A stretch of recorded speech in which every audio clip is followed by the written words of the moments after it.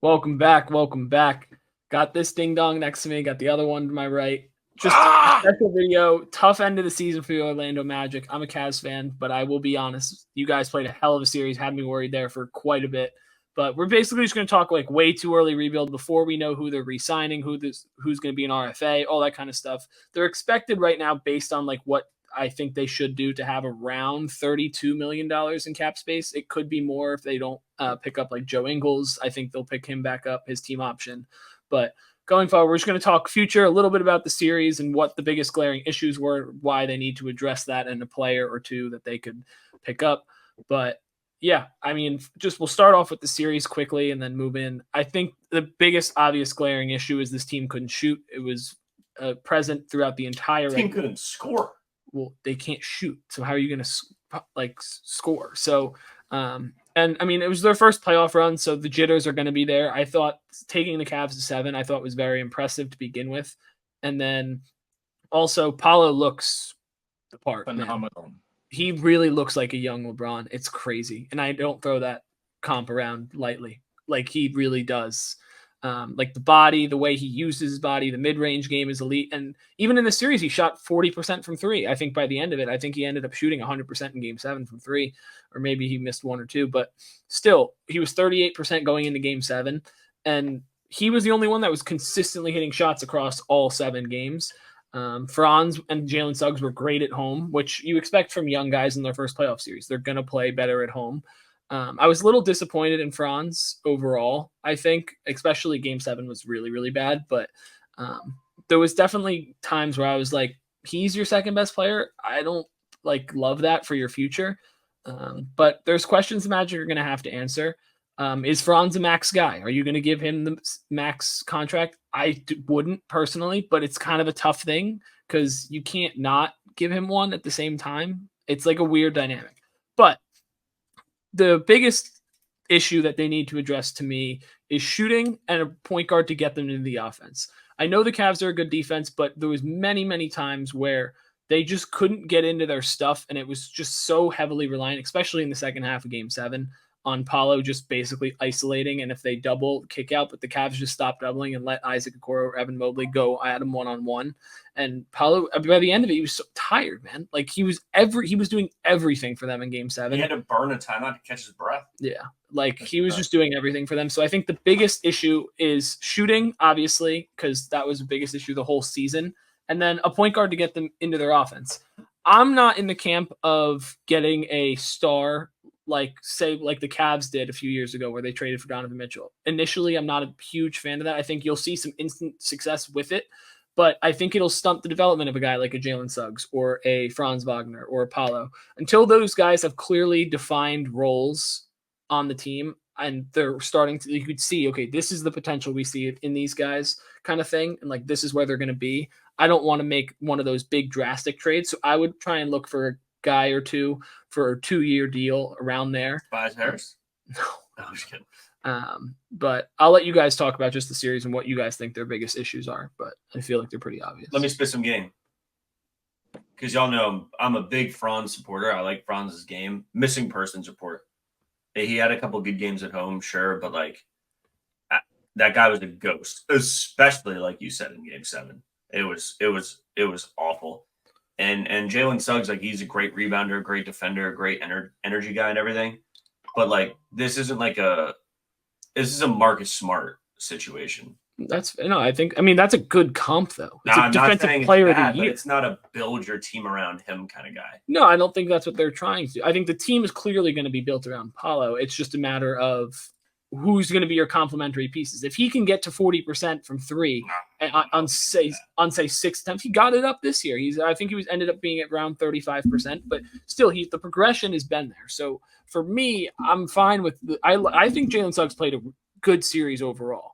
Like I think Paulo was absolutely excellent. Franz was mid to bad and overall, and I think Suggs played a pretty solid series. But you need to get rid of Mo.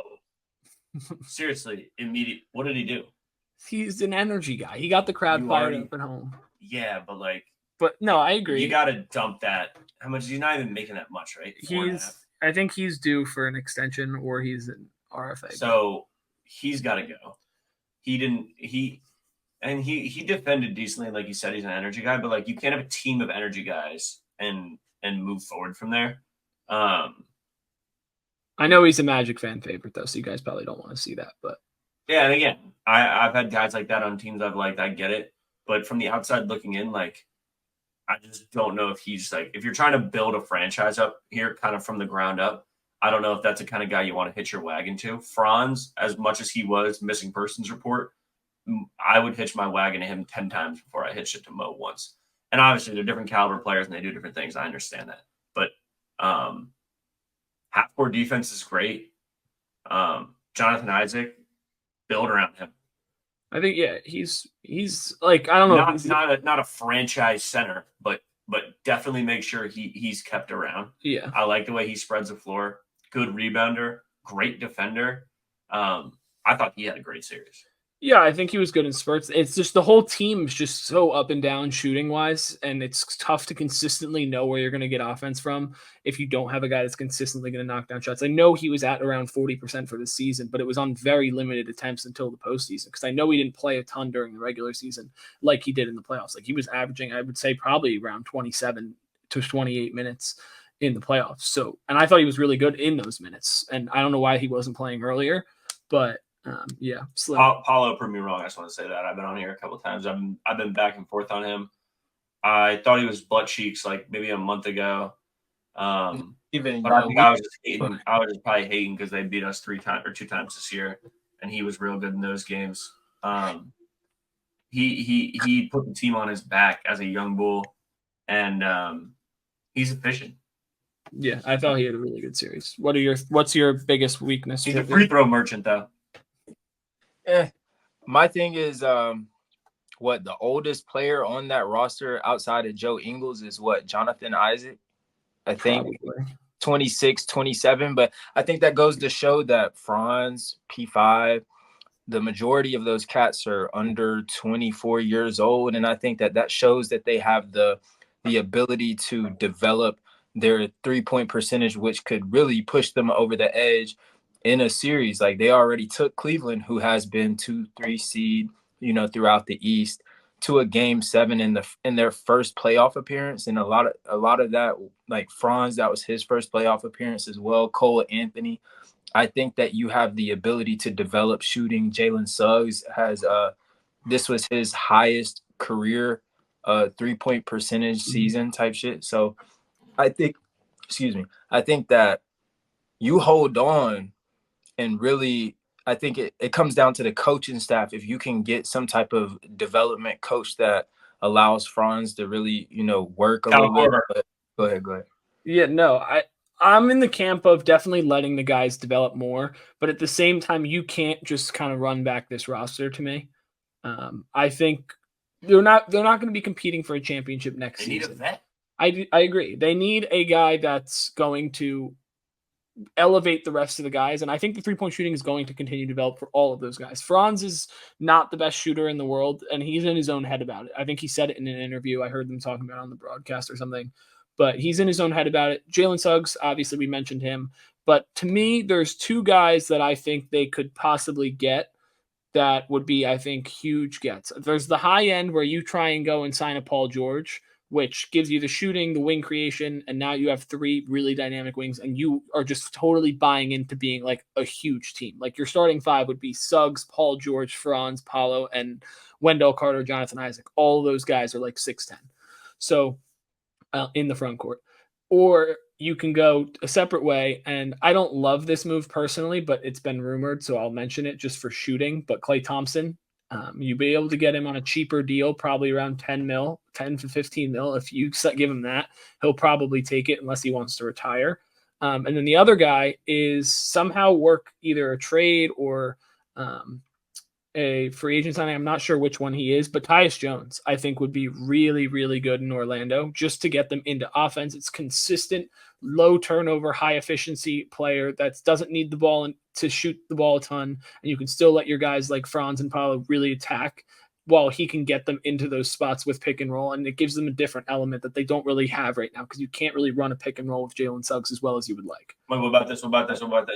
Even though this guy's already a lock to go to San Antonio. Trae Young. Shut the fuck up. It's actually funny because I know Magic fans before this series were saying they want to trade for Darius Garland, and I know they're probably so out on that after watching that series. But what about Trae Young? No. Bro, he's going to San Antonio. But me personally, I ain't even entertaining what Buddy's saying. I think that you really could hold it down. I think that Cole Anthony could, I think these guys are so young that they can level up. I think that they are so young that they can level up, and you do need that veteranship. And that would be the only thing that you could, acquire. But I would say also draft well, but like Anthony Black, like let him get his second year in. Listen to how many guards they have that they're trying to play. Anthony Black, Markelle Fultz, Cole Anthony, Jalen Suggs, Gary Harris. Like, that's too many guards. You have to move off them. I know you like these guys. I know Magic fans like these guys.